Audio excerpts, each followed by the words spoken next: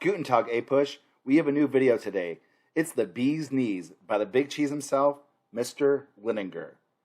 Let's make history today as we jaw over Unit 1, Day 3. But first, let's do our daily punishment. To the guy who invented zero, thanks for nothing. Your key terms for today are the Virginia Joint Stock Company, joint stock companies in general, the Roanoke Island for a settlement, John Smith, the Starving Times, the Anglo-Powhatan Wars, there's 3 of them, John Rolfe, Pocahontas, the Virginia House of Burgesses, the Church of England, which is known as the Anglican Church, the Act of Toleration, the Chesapeake Colonies, the Barbados Slave Code, Squatter Colony, and James Oglethorpe. We're going to go over the causes of Southern exploration in general and their characteristics, the economic causes and effects of exploration, and birth of self-government in the colonial South, mostly Virginia, and religious freedom. We'll be talking about Maryland. Let's talk about causes of English exploration. English exploration will be motivated partially by religion, not nearly as much as Spanish exploration was. They'll use religion as an excuse. As we go on the next couple of videos, you'll see that they did do some very half-hearted attempts to try to convert the natives, but it won't be as big of a deal. Like I said, religion will not be as important. Most of the colonial South was part of the Church of England, which was the established church of the English government. It was created after Henry VIII wanted a divorce, which caused England to be part of the Protestant Reformation. Its theology was very similar to Roman Catholicism. When you get to the New England colonies, Puritans, Pilgrims, they will be a little bit more heavy on religion as a cause of exploration. The Spanish Armada was after the Spanish tried to invade England and they were defeated by a freak wind and the English Navy. Religion will not be as important. Really, a lot of early exploration in the colonial South will be commercial, trying to make money. They're going to try to find gold. Even when their freaking people are starving and dying, some of the aristocrats, gentry in Virginia will refuse to work because they're too busy wanting to find gold. It's insane. They will create joint stock companies. A joint stock company is a corporation. It's given a charter by the King of England. People invest money in the company. They're able to colonize a certain area. And if the company makes a profit, the people that buy the stocks from the company make a portion of the profit. So like you own a part of the company. With this, there's more self-government. The king is not controlling the colony directly, so the investors in the colony have a little bit more self-government. It's very capitalistic. Yay. And the direct government, the king doesn't have to invest all the money in the colony. So a lot of the early English colonies will be joint stock colonies. And the Virginia Company was the first one. Oh, there's John Smith. Roanoke Island was the first colony in the colonial South, the first English colony in what we would consider the United States. It was created in the 1580s. What happened was the colony settled in Roanoke Island, which is in modern-day North Carolina. The English ship left to get supplies. When they came back, all the colonists were gone. Dun, dun, dun. The only thing they found was a tree with some scratched on letters on there.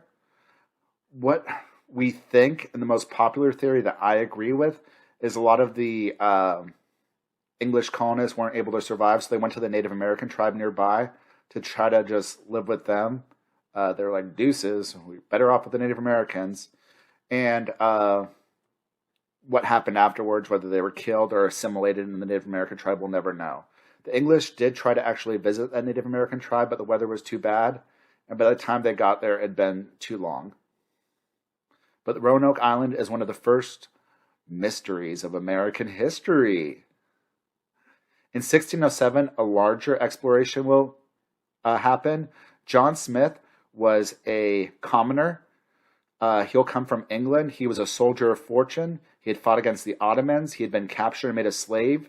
He escaped on his own because he is awesome. Um, he was actually arrested on the voyage to the New World by the English gentry. They didn't like that a commoner would talk to them like an equal. He also, the English noble lords on the Jamestown expedition were also not happy. They were dirtying their shoes. Their little fingers were getting dirty, and they wanted to return to England. And John Smith was like, nah, we got this. He was arrested. When they arrived in Jamestown, they opened the letter to see who would be the pretty much the people in charge of the Jamestown colony, and his name was on there, so they had to unarrest him. Over time, a lot of Smith's enemies on the council will either leave or be arrested, and Smith will be eventually in charge of the colony. Smith was kind of a dictator, but he's the reason the English colony survived. A lot of the nobles refused to work at the time. They wanted to look for gold instead. They didn't want, some of the original nobles did not want to build a fort to protect themselves from Native American attacks. And John Smith was like, nah, you guys are tripping. He respected the Native American tribe nearby the Powhatan. The Powhatan actually captured John Smith. It looked like John Smith was going to be killed.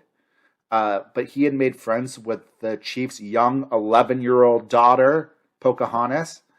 And she had saved him at the last second. That's what a lot of historians agree with. It might not have been as dramatic. He promised to give the Native Americans some cannons, and he kind of kept holding them off. The Powhatans were an aggressive tribe. They'd conquered a lot of enemy tribes.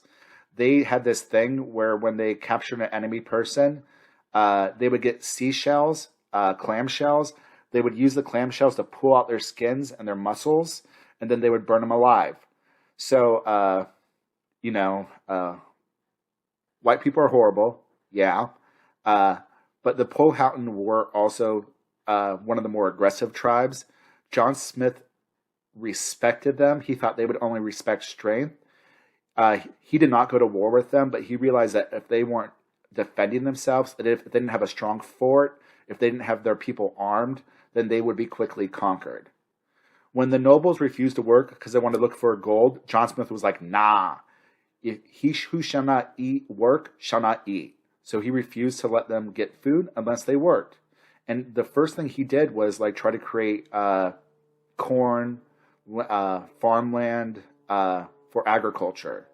At first, it looked like the Jamestown settlement settlers would starve. Pocahontas came with some of her retinue and brought them food. She was friends with John Smith. During this time, she would visit the Jamestown settlement and play with the children, which is sweet, and just talk and hang out with John Smith. Very platonic way. She's 11.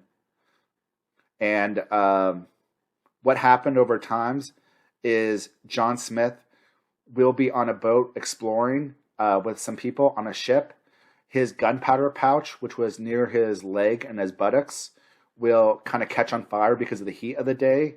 Part of his butt will blow up. Kind of a little bit of an exaggeration, but his gunpowder pouch, which is near his buttocks, will blow up.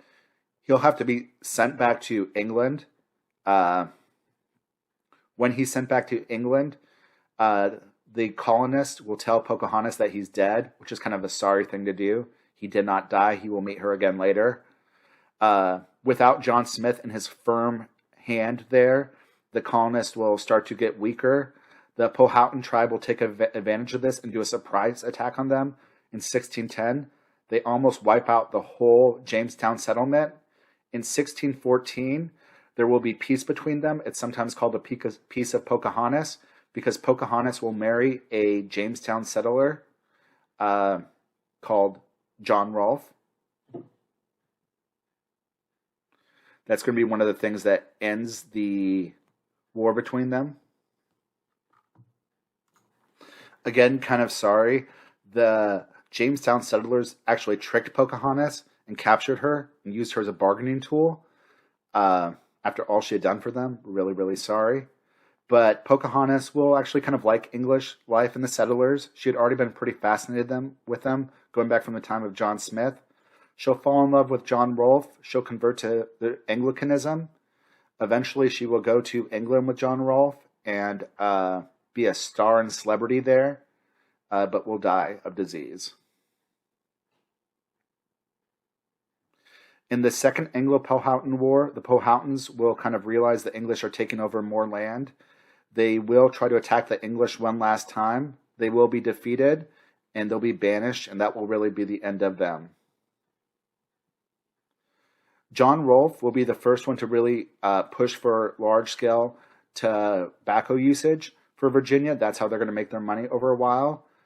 Tobacco will lead to an insatiable demand. Even though King James did not like it, he thought it was disgusting. It will also ruin the soil. At first, they will use indentured servants. Indentured servants are white people who came to the New World, but they would have to work off their the prices of their voyage and basically kind of be unfree labor for a number of years. Over time, they will switch to African slaves. The first African slaves came in a Dutch ship in 1619, 20 slaves. The Virginians will also create representative government, the Virginia House of Burgesses, which will definitely be an aristocratic legislative branch, but it will be a legislative branch. James I was not happy about this. He thought of himself as an absolute monarch. In 1624, he will revoke the charter, and he will make Virginia a royal colony. Here's a picture of Jamestown. Look how cute it looks. We also have the other Chesapeake colony located by the Chesapeake Bay, Maryland. This will be formed by Lord Baltimore. Lord Baltimore was a friend of the king. A proprietor colony is a colony that is given to an individual or a group of individuals by the king. It's not joint stock. It's not quite a royal. It is kind of like in the middle. It's given, like that land is given to the person by the king.